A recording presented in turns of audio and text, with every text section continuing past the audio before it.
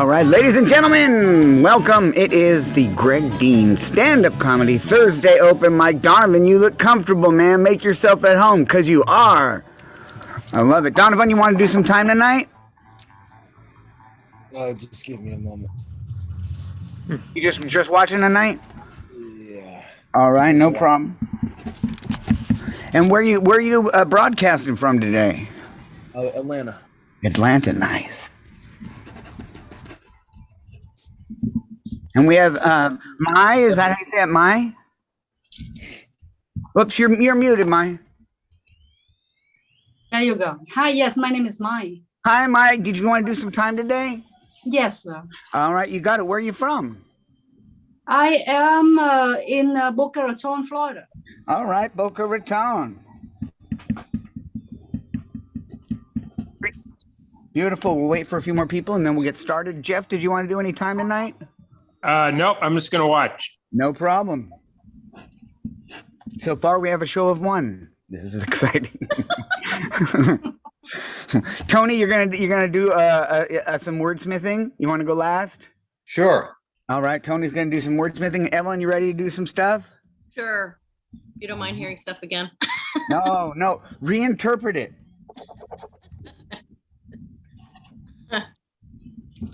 There you go. All right. We'll wait just another minute, and it looks like our order is going to be Mai, Evelyn, and closing the show will be Tony. Evelyn, you don't eat unless you have enough to share with everybody. You go call Uber now and get stuff coming our way. Sorry, guys. Just been going 4 hours on Zoom. Oh, I know. I do that too. I tend to have a little thing of some grub next to me after long hours of classes on Zoom. How'd you hear about us, Mai? Clubhouse. Nice. We're going to be there every single Tuesday from 2 o'clock to 3 o'clock Pacific time. And we do different stand-up comedy related topics, but you're also welcome to just come and chat with us. And what's the room's called? It's Greg Dean's Comedy something or other, mother. Yes. All right, we'll wait one more minute and then we'll go ahead and get started. Everybody can do 5 minutes. You can do up to 5 minutes. You don't have to do the entire 5 minutes, but everybody can do 5 minutes. All right, remember this is an open mic, so if something resembles a joke, let some air out so we know that you noticed. All right, and Donovan, you can let your air out any way you choose. Sorry, I just had to. You look so cozy there, man. You're making me tired already. All right, it's 11 o'clock here, so yeah. I hear you. It's 8 o'clock here, and I'm old. You know, I've already missed the senior dinner over at Coco's. All right, thank you. All right, let's get the show going. Everybody, I think Mai is our only new person today. So Mai, just so you know, you've got 5 minutes. At 4 minutes, I'm going to hold up a sign like this. It's going to say 1 minute left. After that, I'm going to put this, that's your time. You don't have to panic. You can finish your thought. But if it turns into a TED Talk, I'll go ahead and fade the music like it's the Oscars or something like that. All right, remember, please be, Donovan didn't like that I talked about him because he was in his bed. Aw. Is there no internet decorum at all? At all? I don't know. I'm glad he was comfortable, but he left us. That's okay. So check it out. It's going to go Mai, Evelyn, and Tony. Here we go. Let's get this thing rolling. I'm going to move this out of the way. I have another challenge word, but we got to have more people for the challenge word. All right, check it out.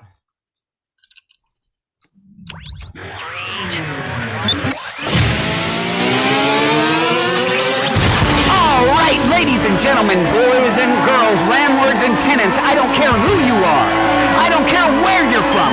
We're just glad you're here tonight to share some comedy and a sense of humor and some human contact, because we all need human contact right now. We've been locked up for a year, and I'm excited about no more masks, because for me, a mask means a bad hair day.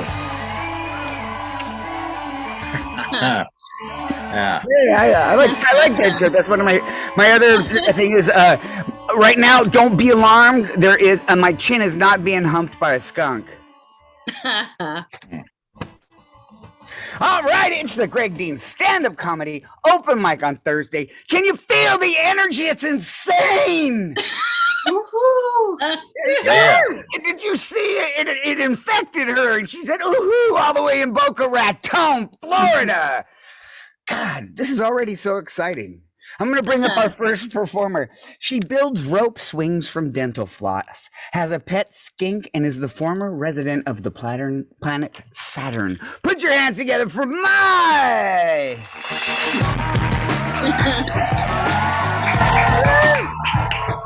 Thank you, thank you.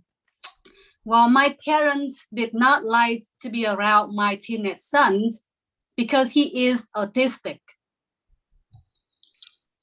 I say, that's okay, just don't put your finger in the cage. And when it's time for lunch, just put the tray in the front and he'll figure it out. Oh my gosh. Well, having high function autism means that my son having difficulties recognize other people's emotions, which make me sad. But it's okay, because he can tell. Luckily, he blend in fine at school. Because nowadays, everyone's kids seem to lack of emotions too. Whew. What the trade-off is he has super memory. Sometimes I use him as the GPS. Because his mutant power is better than Google Map. Problem is he can't tell traffic because I need to update his software.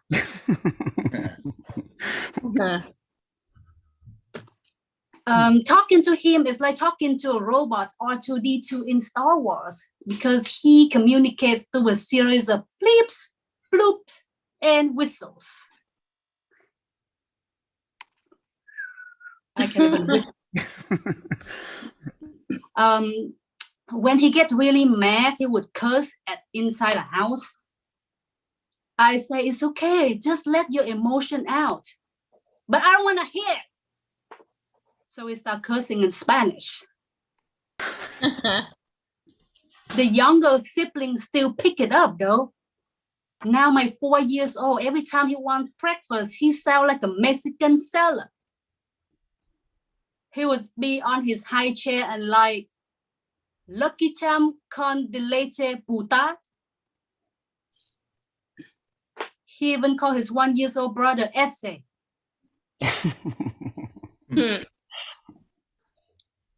When my son's cursing in Spanish, it reminds me of the time that me and my husband traveled to Portugal.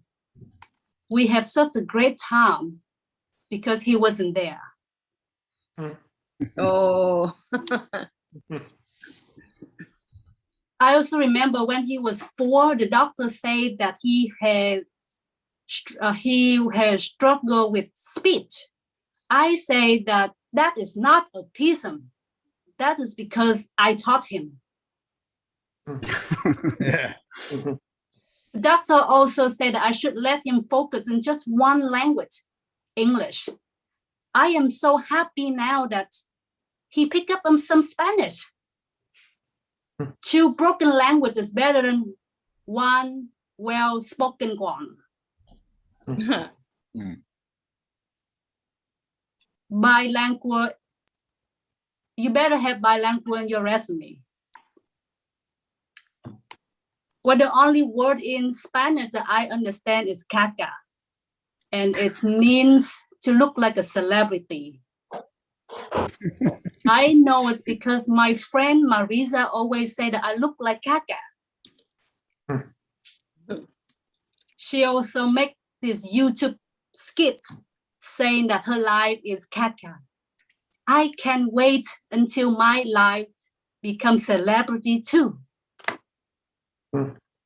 That's my time for today. All right, ladies and gentlemen, Mai, thank you for sharing that. It's a wonderful way to deal with something that's a tough subject, like your son. Just get some laughs on it and just bring it out to the world. That's the way to do it. You're an inspiration for everybody. Thank you. Oh, thank you. Oh, we got single T's here. I don't even know what single T is. When you start putting T's in front of S's and Q's everywhere, I lose it.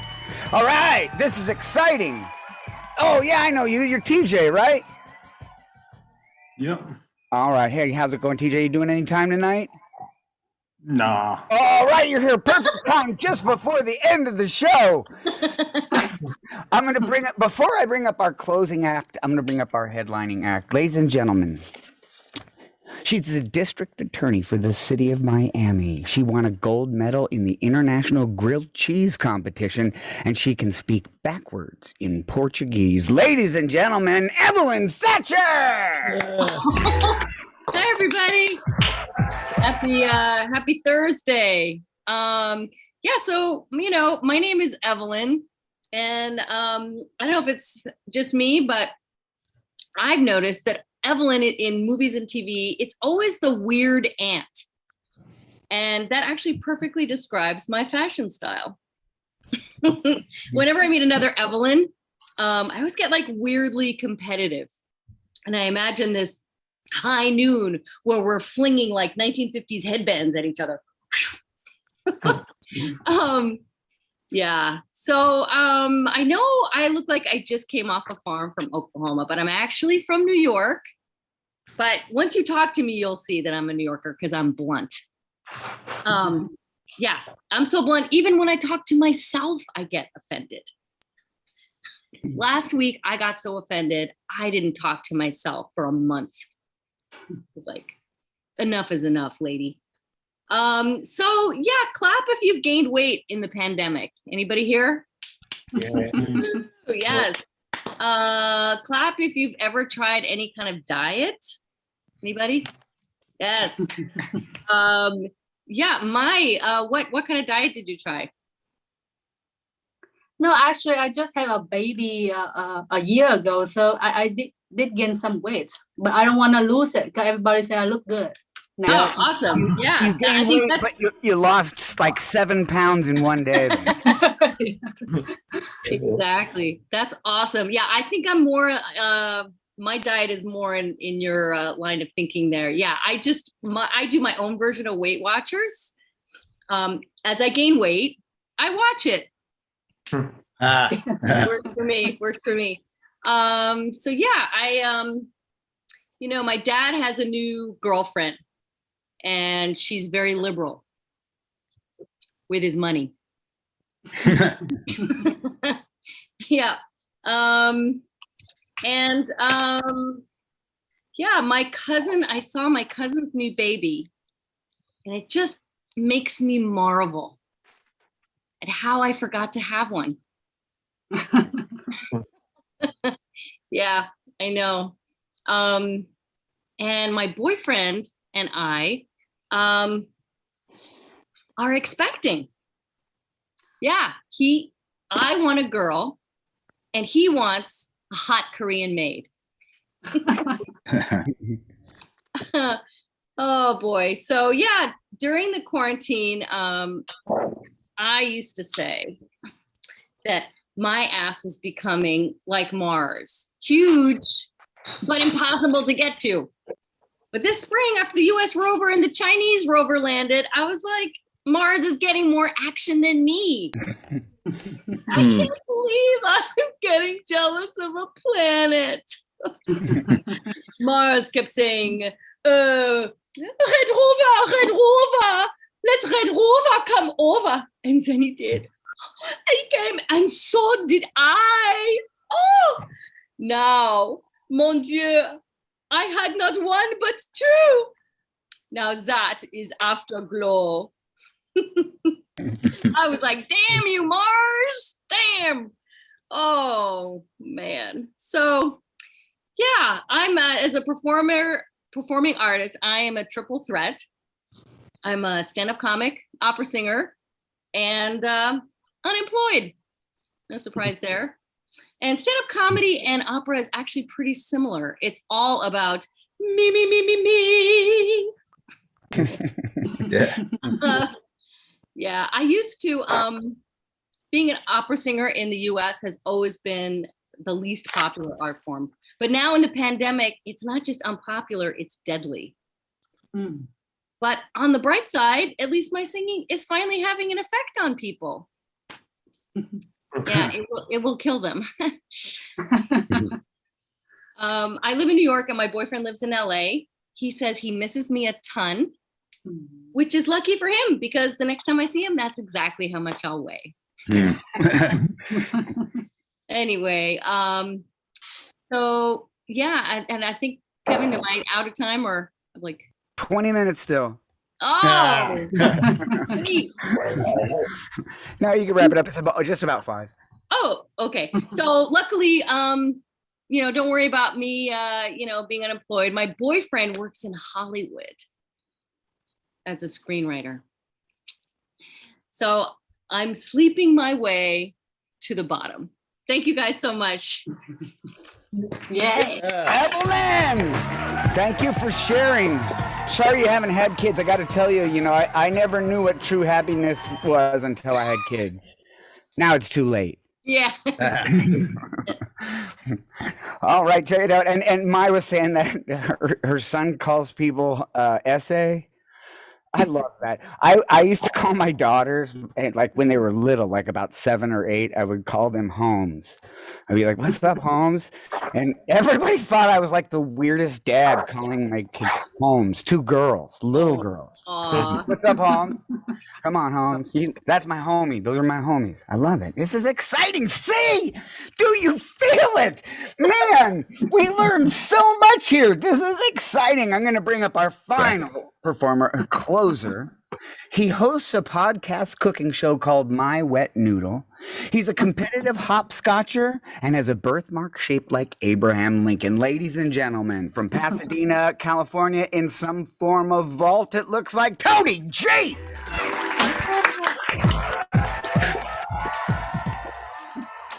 Yeah, I'd say it's funny because you just said something about learning something about the Abraham Lincoln little quip that you put in there. So I feel like doing here. It's great with all these people saying the different kinds of shows. Evelyn saying her again, Mai saying some different things. Just want to let her know that the autism thing. There are a lot of us on the autism spectrum, and some of these diagnoses wouldn't have come out back when I was a kid because the spectrum is a broad thing. And one thing that fascinates me are a bunch of bits of trivia. So Kevin, remember the thing I did, the challenge I gave myself that you can help me with?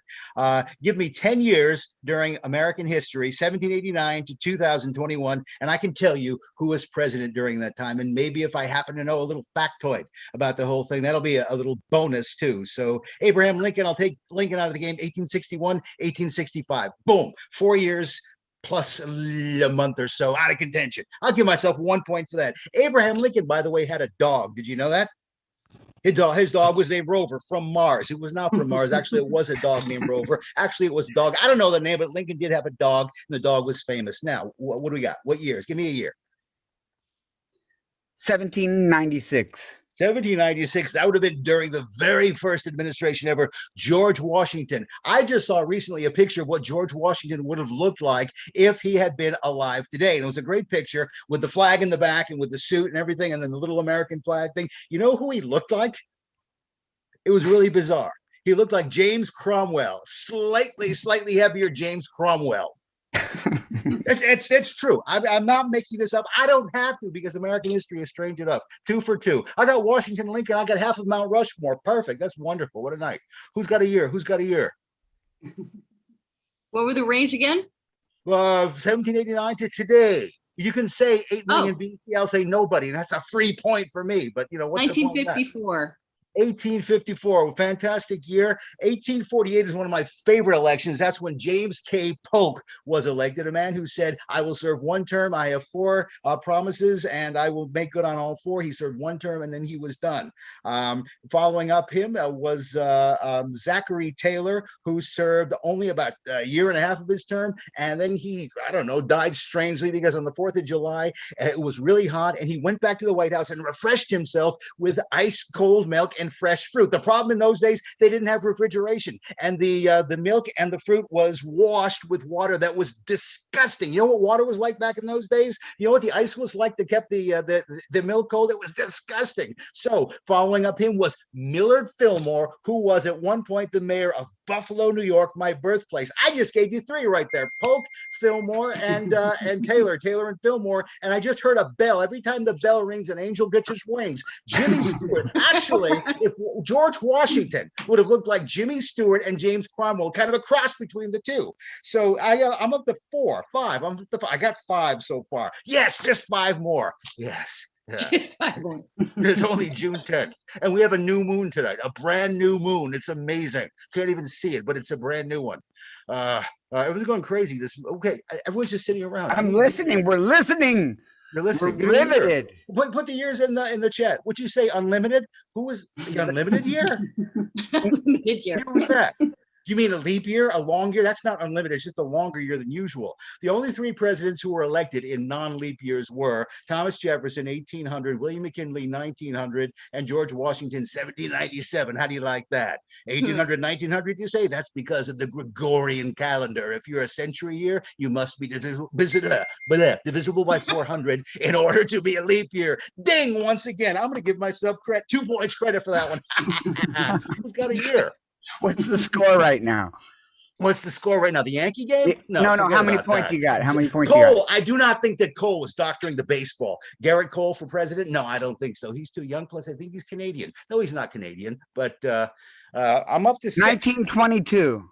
1922, a fantastic year. It was early on in the 1920s, the roaring 20s. 1920 was the first year that women had the vote. That's right. Susan B. Anthony. Some people like to pronounce the name Banthony. They don't realize there's a period and a capital A. 2 separate names right there. Who was elected that year? Warren Gamaliel Harding. I love that middle name, Gamaliel. And he died also in office too. Why? He was taking a trip up to Alaska to recover and recuperate from a very stressful presidency. And guess what was up there? Icebergs. Once again, ice did in a president. And guess who took over? The vice president, Calvin Coolidge. Does the cool have anything to do with the ice? I don't think so. But Silent Cal was the one who was president in 1922. He was the man who was known for using very few words. They once asked him one time, President Coolidge, what do you think about this treaty that we have with the Soviet Union? And he said, there is no Soviet Union yet. That is not what he said, because why would they ask him a question like that? It would have been the Russian Empire. And he said, I'm against it. So I think I'm up to 8 or 9. I've given you 9 so far. Silent One Cal. more. Thank you. That was an homage to Silent Cal Coolidge. No, I heard crickets. Yeah. Which president had a pet cricket? Ooh, that's a teaser for next time. Well, what's the next year? 1899. 1899. I like a great year like that. 1899. Back in those days, they just put "ought" in the middle of any number. What is the actual value of pi? Well, it's 3.01.04 aughts. It was a ridiculous time for math, but who was president back then? 1900. That's when William McKinley was elected, but he was reelected. He was first elected in 1896, and he defeated William Jennings Bryan, a man who was better known for being a speaker than for actually being a politician, never a politician. In 1900, McKinley was elected again and defeated William Jennings Bryan. The Democrats couldn't come up with a new candidate. So in 1904, after McKinley sadly died, nothing to do with ice this time, but Theodore Roosevelt happened to be hunting. He was the vice president who took over. Guess where he was hunting? Somewhere near Buffalo, New York, my birthplace. Millard Fillmore, thank you, sir. Shh. Cal Coolidge. Okay, so let me tell you about this. 1904, Theodore Roosevelt, the first vice president to run for a term on his own. He was reelected. Who did he defeat? William Jennings Bryan. 3 times in a row, the man lost. Famous for his speech about the Cross of Gold.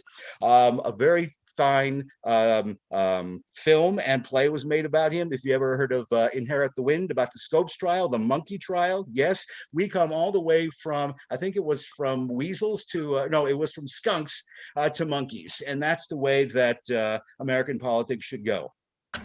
So I don't know. Am I at 10? Am I at 12? Yeah, I'm at 53. Thank you, There you Kevin. go. That was great. Man, oh man. My problem is I can't Google fast enough to verify any of your results. So you're always right. It doesn't matter what you said. You know, if I said, hey, who was president in 1938? And you go, Red Skelton. Red skeleton, red buttons, never had a dinner. The presidents were correct. The factoids were probably 85% correct. Cal Coolidge never talked about the Soviet Union. But other than that, though, again, though, it's great here being with everyone. And I hear that Greg Dean is going to be having live classes soon. Yes, Is that the right? classes are resuming in Santa Monica, and eventually there's talks of having one in the Bellflower location because there's a new club there that has approached us. So we might be doing that too. All right, Great. everybody, check it out. Let's talk about what we learned. This was exciting, man. I can't even take it. Someone call the police. I'm not kidding.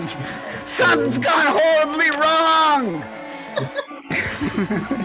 We learned about putting autistic kids in cages and mutant powers better than Google.